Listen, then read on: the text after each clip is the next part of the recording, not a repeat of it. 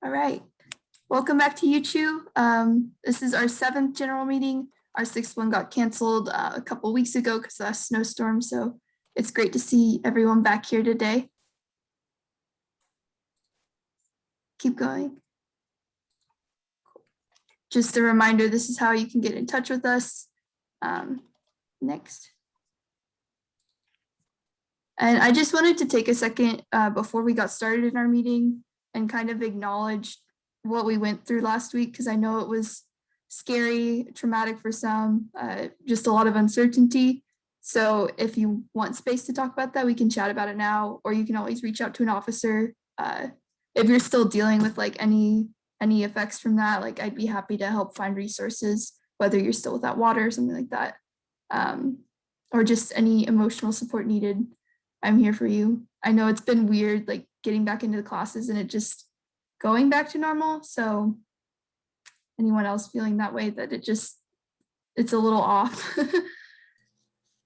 I completely agree. I think the uncertainty that was that week of winter storms was just like crazy. I'd never been so stressed before. And then now it's kind of like, okay, now get back to normal life, which can be a little hard, but hopefully everyone is doing okay and getting back to normalcy.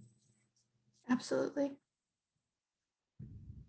Yeah, last week I was like having a lot of trouble like going from shoveling snow and like to like flush my toilet and like having no water, and then like the next day like having to study for an exam, and I just felt like that like transition just did not feel right, because like it was just weird having to like worry about water but then worry about an exam like 24 hours later.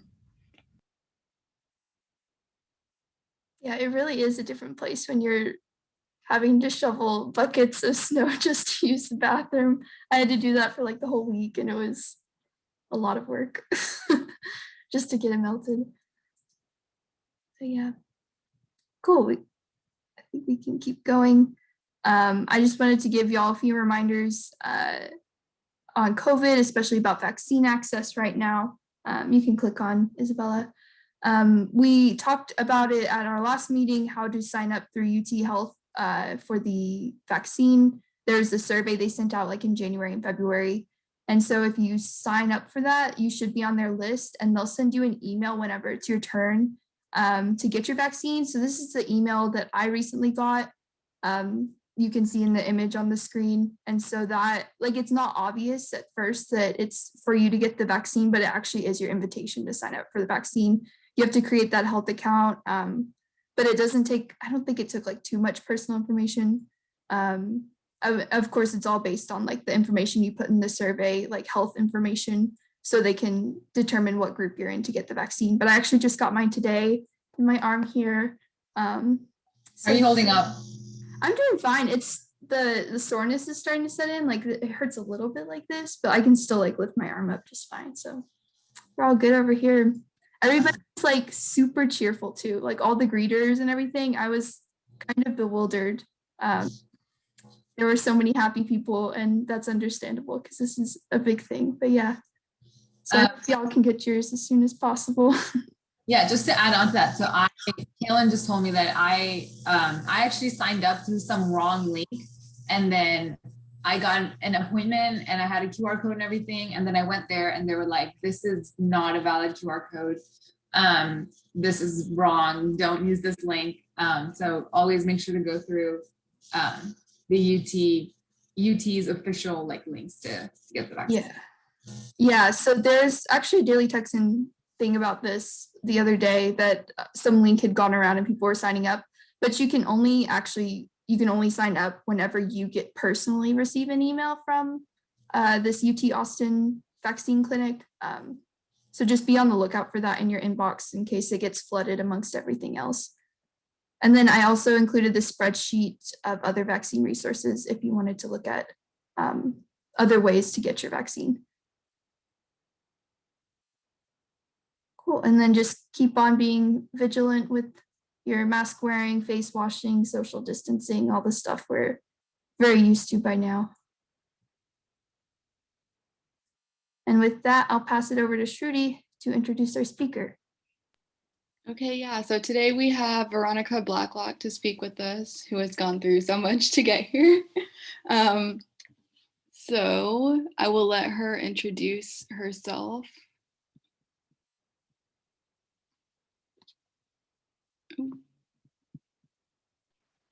Okay, thank you. Sorry it took me so long. I feel like a real old person having trouble getting into the Zoom meeting.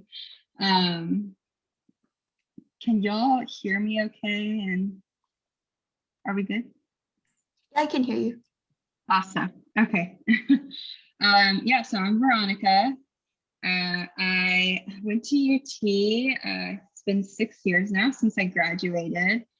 I'm so excited to talk with y'all. As you can see from the title of my presentation, since graduation, I have been working a little bit in manufacturing and then transitioned into tech within the last year. So I'm gonna talk a little bit about myself and my background, and then I'll kind of go into what I did after graduation, working at a plant, working in a rotational program, and then how and why I decided to transition into tech, and a little bit about what my job looks like now. Next slide. So about me, I graduated in 2015. I currently work in operations at Facebook, and I'm living in Austin. So a little bit about me in college. Some of my favorite memories were going to the UT games and tailgates. I was also a member of Texas Sweethearts, and some of my favorite memories are just hanging out with my Chemie friends. We had like a group of us that were all graduating the same semester, and even to this day, we still like go to each other's weddings and hang out all the time and travel together. So highly recommend getting close to your cohort when you're in undergrad. And then my last fun fact I put on there is that I almost failed reactor design my senior year. And I put that on there because I just wanted to show that like college is a struggle for everyone. And once you get into the real world, your grades don't matter anymore. So just do the best you can. And there's a few pictures of myself. The last one is of me on graduation day. So excited to finally be done studying. So excited that I passed reactor and was able to graduate on time. But yeah, so we can go to the next slide. Okay, so like I said, I originally started in manufacturing, and I kind of knew in undergrad that I wanted to work a role or a job that was very much using my degree for what it was worth, right? So plant. When I was an undergrad, a couple internships working in the plant. And so I knew that after graduation, I wanted to be doing that as well. So I joined a company called Evonik. They're a German chemical company, and they offered a rotational program. So I'm not sure how familiar y'all are with those, but it's pretty common for, especially for manufacturing companies, to offer these programs where you join the company as a full-time employee, and then you end up rotating different jobs, potentially different locations as well, so that you get a chance to experience different parts of the business, get to figure out what you like, what you don't like, get to network across the company. So that was really appealing to me because I didn't know exactly what I wanted to, what type of role I wanted to do. So I joined, my first role was as a process improvement engineer. And I was working in Nebraska for 9 months at one of their plants over there. And on the slide, I put something I liked and then something I didn't like, because I think that was what was important for me to get out of that experience. So I learned that I really liked project management, working on a few capital projects there. Didn't like the lab work. Just didn't like running. I was running a lot of tests in the plant, getting samples, going back to the lab, running tests. on them. So I took that away from that experience. Then the second rotation, I worked in business development in Germany for 6 months. So this was a total change in setting. So I liked the business context. We're basically working on product brochures, trying to understand what our competitors were doing with that particular chemical and what products they were putting it into. So a little bit of market research, liked that, but I didn't like that it was a bit slow paced compared to what I had experienced at the plant. And then finally, my last rotation was as a project engineer. So they were building a new plant in South Carolina, and I was involved with making sure they had all the right protocols and procedures when the new plant started up. So I like that that was more involved in the day-to-day operations. After my rotations, that was 2 years of rotating across those 3 jobs. I ended up placing off at that last location as a process engineer. When I was in college, I always remember thinking like, well, what do people do like on a day-to-day basis? Like, what does your day even look like? So I put that on here because I thought it might be helpful. But essentially, what my role involved was long-term process improvements for the plant. So my day would start out with first getting in early and checking with what happened overnight. What was our production like? Were there any issues with the people that worked overnight shift? Then in the morning, we would all meet all the engineers in the plant, which is pretty common practice in manufacturing, to talk about what you're going to do that day, what you might need help on, what projects are going on. Then after that, I might be working with some of our colleagues in Germany at our sister sites to understand, you know, is there anything they're doing at their site that's working well for them that we can use at our plant? Then I would be responsible for planning the schedule for the plant. So I would go see what the customer demand was for our product, and then I would plan in the plant what we would need to do, what our operators would need to do to make sure that we could fulfill the orders. And then basically in the afternoon, I might be working on capital projects. So following up with vendors if we need any equipment. I might be running tests in the plant to see if we can improve or like save water or save energy in any particular part of the process. And so typically it was around 7 a.m. to 5:30 p.m. Pretty time demanding, super fast paced, always something going on type of role. And I learned so much from it. And I did that for about 3 years. And next slide. So like I said, I did that for about 3 years, and I had found a lot of aspects in that role that I enjoyed, and some things that I didn't enjoy, and I was kind of ready for the next challenge. So like I said, the operations is what I was drawn to. It's very fast paced. You have to understand systems and processes. I enjoyed the long-term process improvements. I enjoyed the idea of solving like large scale problems. But I wanted a role that had more of a business context. And I also wanted more flexibility, because working in a manufacturing site, it is a grind for sure. There's something going on, and there are certain times when you do have to be on call. So I wanted something with more flexibility. And so I started looking for jobs, and I wasn't just set on any particular, you know, role. I didn't set out to join the tech industry. But what I did do is I looked at job descriptions. So rather than looking at titles, looking at what are the actual skills and projects type of work are required from this job. And I was kind of looking for those keywords like improving processes, operations, scaling solutions, those type of keywords. And I found that there were a lot of tech industry jobs that needed people in operations.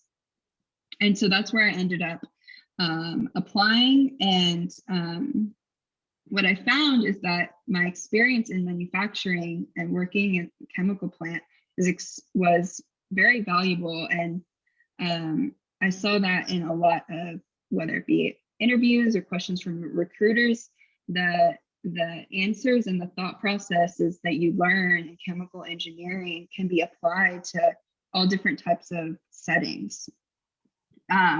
One thing I did want to tell y'all is that, you know, since I transitioned, I've had a few friends or people people on LinkedIn reach out and say, you know, like, what was that transition like moving to tech? Because I think as women, we feel like we underestimate ourselves, essentially. We might think, I need an MBA to get to the next step, or I need this specific role and experience to get to the next step. My advice is, no, you don't. Just go for it. Don't underestimate yourself, because that was something I was concerned about as well. Like, do I need an MBA to move around? But in my experience, that wasn't the case. So I just want to make sure y'all own being an engineer, and don't count yourself out before you've even put yourself out there. So next slide. Yeah, so like I said, I ended up joining Facebook, working in operations. So my team is responsible for designing and scaling new operational processes or workflows to support Facebook advertisers and publishers.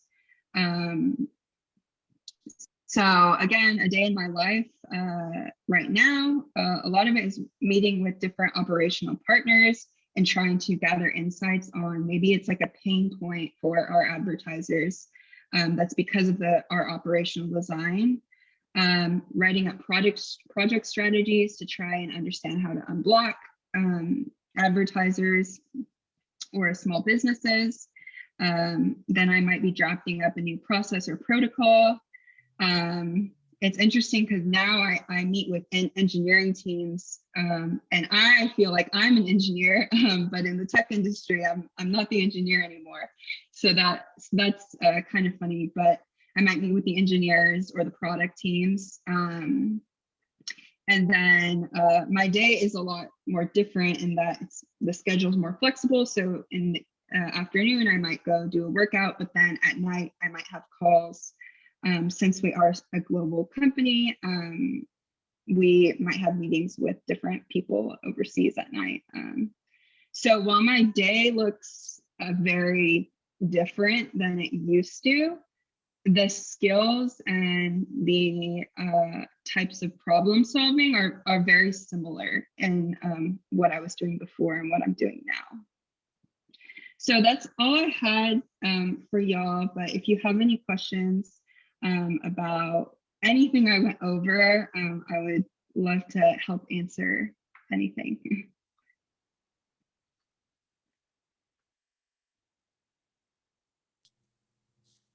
I have a question. How did you kind of, there's like the switch from something like chemical engineering to tech might have been hard. How did you learn, did you have to learn how to code and things like that? And did you, I don't know, take extra classes to make sure you're comfortable with all, like everything that goes on in the tech industry? It's obviously different from chemical engineering. And one thing that I noticed is that Chemie degree doesn't really emphasize on coding really at all, other than like a little bit of MATLAB. So how did you kind of prepare for that? Yeah, so that was actually one of my biggest insecurities when I joined Facebook earlier this year, because I am not a coder at all. The only thing I will, so first of all, if you have gotten a degree in chemical engineering, you can learn SQL easy. Like, if I can do it, y'all can do it. So that was one thing. It was very easy to pick up, and it's just a program that you can use to like run a data analysis. It's not like hardcore coding or anything. So for a lot of those, like the operations type of roles, you don't need to like be an expert coder or anything. You might just need to be able to like write a simple query to get data yourself. And again, there are multiple resources on the internet that you can use to learn that and pick it up pretty easy. But when it comes to like the hardcore coding per se, that is the engineering teams. So the engineers are responsible for that. And as an operations person, are more responsible for like translating what is happening in the code to like what that should look like in the system. So you're not necessarily getting into the nitty gritty of coding. Does that help? Yes, thank you very much.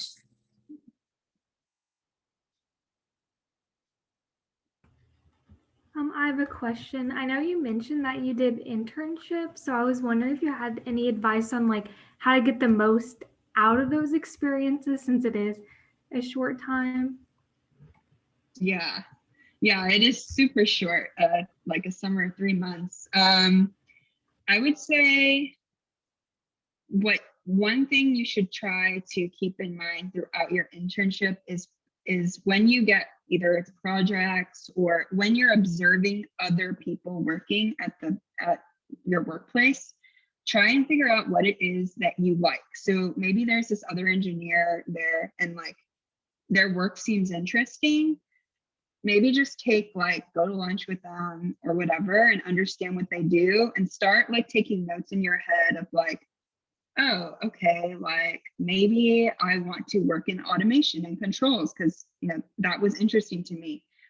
Start taking notes of what you don't like too. So I didn't really like working in the lab during this part of my internship because once it comes time to go for your job hunt post-graduation, I found that recruiters respond a lot. They respond better when you can say, during my internship, I did this and I liked this, and this is what I want to do in the future. Be very specific about, I want to be a process engineer. That's like what I found. And they can pair you better to roles that way. And it seems silly because like, I don't know, during an internship, you're obviously there to like make an impact with the company, but you're really also trying to learn what you like and what you don't like. So that sets yourself up for success when you go into your full-time role. Thank you. Mm-hmm. I had a question. I saw that you did a rotation in Germany. So like, how did you like that? And would you have considered maybe staying for your full-time role there? Yeah, so that was a huge part of why I was so excited to join Avonic. It might be different now, but when I graduated, they were one of the few companies that had a mandatory international rotation in their rotational program. So I really liked it a lot. It was a great experience. I would love someday to work overseas again. So that's something like I've kept in mind as far as like when I work for a company, I want to make sure it's a global company to keep that door open for me. But there's obviously challenges working in a country where not everyone speaks English as well. So I wasn't as productive probably as I could have been because there's some cultural differences, but I would say that was part of my learning experience.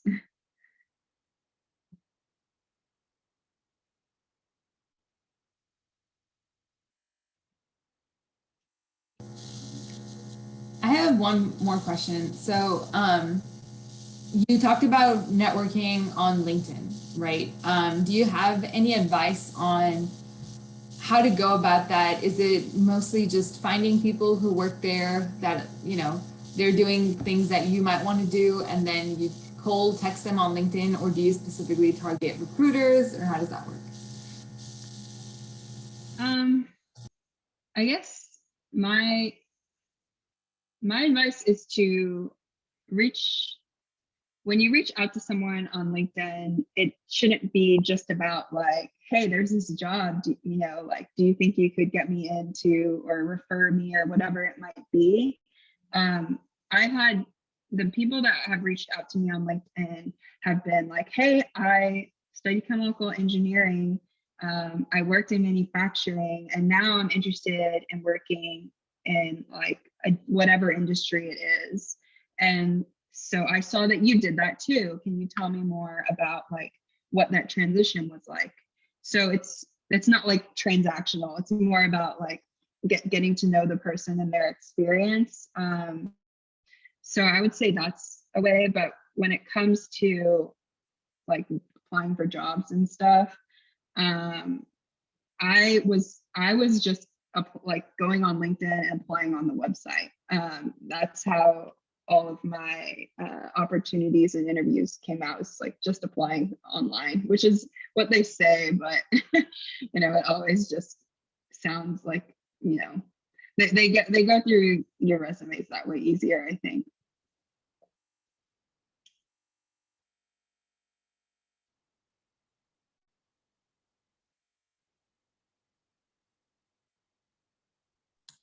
I had another question. With your transition into tech and now that you've been there for a little bit, is there anything you miss about working in the chemical engineering industry?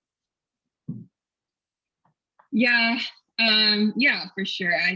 Working and specifically working in a plant, so in a manufacturing plant, like I said, it was super fast paced and like always something going on. And I think there's a bit of like a camaraderie or a really like team feeling in manufacturing plants. And because we're all just like doing whatever it takes to get the plant running, make our product, make it on time, and doing it safely. So I miss that part of it, and like the people. But overall, I'm happy with my decision. And I wouldn't change that going like working in manufacturing at all. I think the only reason I am like where I am today in the part of my career is because of the time that I spent working in manufacturing, for sure. Mm-hmm.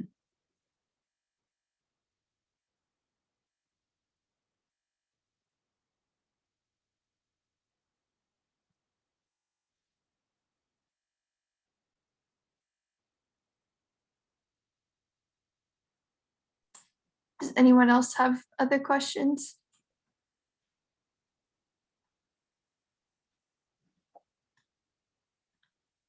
All right. Well, thank you so much for being here, Veronica. That was a very insightful talk, and I definitely learned a lot. Yeah, of course. And if any of y'all, y'all can email me or add me on LinkedIn or, you know, whatever. I'm happy to answer any questions, or if you want to like follow up later, totally happy to do that. Thanks for inviting me.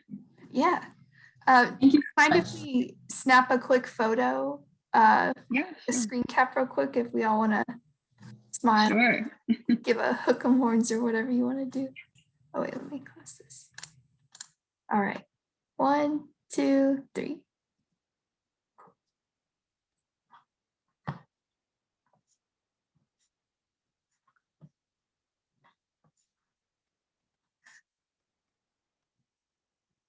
And back to the slides.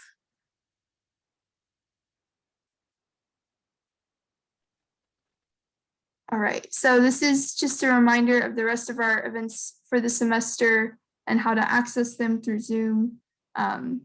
This is kind of what we've got lined up. I think we have a social coming up on March 10th. That's to be determined. So if you want to be on events committee and help plan that out, you totally can. Share your ideas.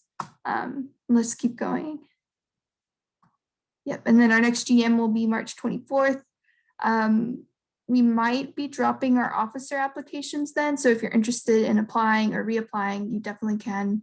There'll be more info to come on that. And then these are 2 external opportunities. There's a Women of Color brunch on March 6th, and then the WISE workshop on April 14th for summer career planning, which I definitely recommend that if you're still trying to figure out your summer, that can be super helpful.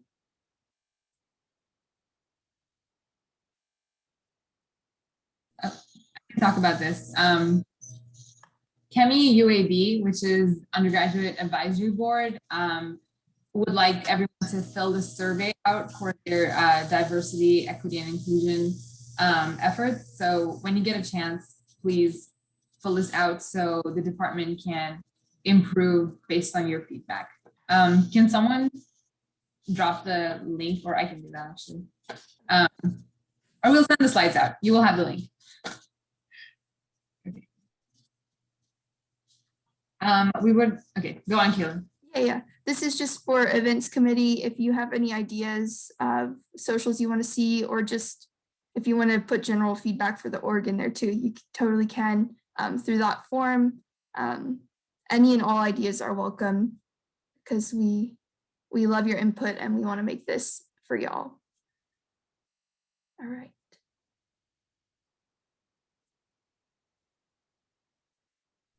Izzy?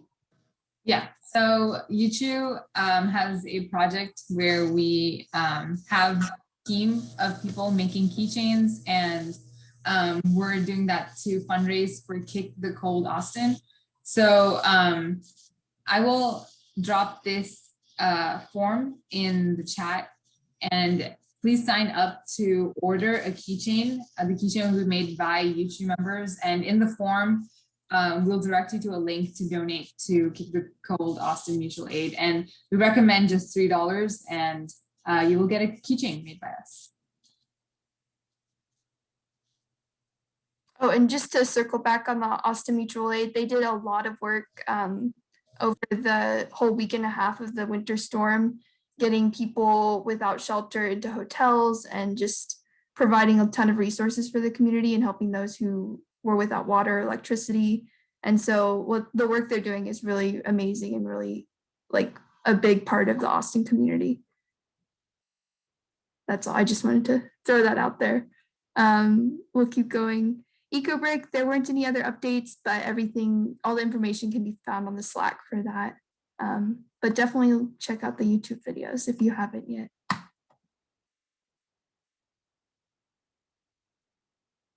And then with committees, I will let any officers speak who want to, but I know that events, just join the Slack channel or fill out that form if you just want to give your own feedback written.